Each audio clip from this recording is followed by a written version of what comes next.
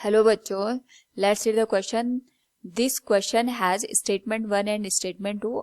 Of the four choices given after the statement, choose the one that best describes the two statements. Statement 1 is out of the radio waves and microwave, the radio waves undergo more diffraction.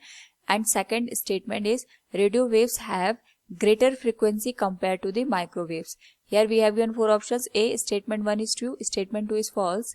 And B, statement 1 is true, statement 2 is true. And statement 2 is the correct explanation of statement 1. C, statement 1 is true, statement 2 is true, but statement 2 is not the correct explanation of statement 1. And D, statement 1 is false and statement 2 is true.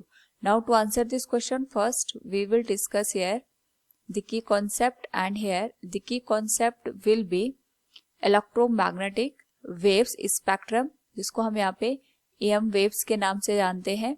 इसमें हमारे पास electrical और magnetic दोनों behaviour मौजूद होता है, और इस particular case में हमारे पास जो वेव का डिफरेंट फ्रीक्वेंसी की रेंज बनती है उनको हम अलग अलग कैटेगरी में कैटेगराइज करते हैं. जैसे इंफ्रारेड वेव्स हो गए हमारे पास, या फिर माइक्रोवेव हो गई, अल्ट्रावायलेट वेव हो गई.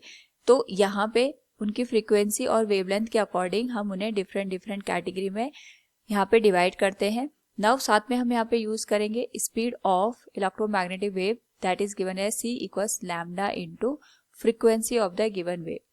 तो यहाँ पे हमसे क्वेश्चन में पूछा गया है रेडियो वेव और माइक्रोवेव के बारे में, क्योंकि दोनों ही EM वेव्स हैं, दोनों की स्पीड सेम रहेगी. तो उस पर्टिकुलर केस में अगर हम वेवलेंथ और फ्रीक्वेंसी का रिलेशन देखेंगे, both will be inversely proportional to each other.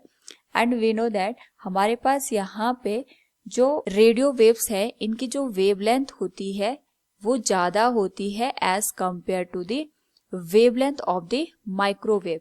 तो यहाँ पे क्योंकि जो हमारे पास माइक्रोवेव है उसके कंपैरिजन में रेडियो वेव की वेवलेंथ ज्यादा है, तो हम ये कह सकते हैं कि जो रेडियो वेव्स होगी इसकी जो फ्रीक्वेंसी होगी that will be less than as compare to the microwave.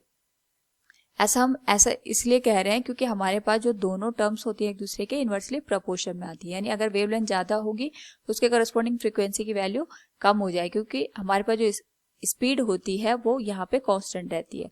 तो जो क्वेश्चन में दिया है radio waves have greater frequency compare to the microwave, it will be incorrect one.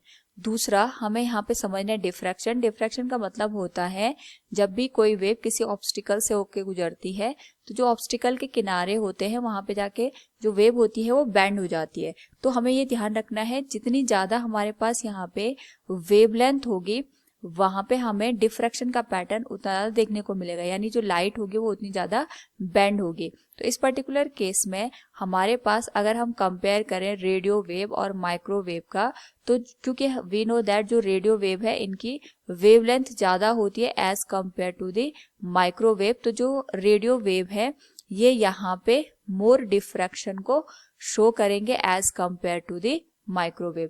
तो जो स्टेटमेंट फर्स्ट है out of the radio wave and microwave the radio waves undergo more diffraction, it is correct one.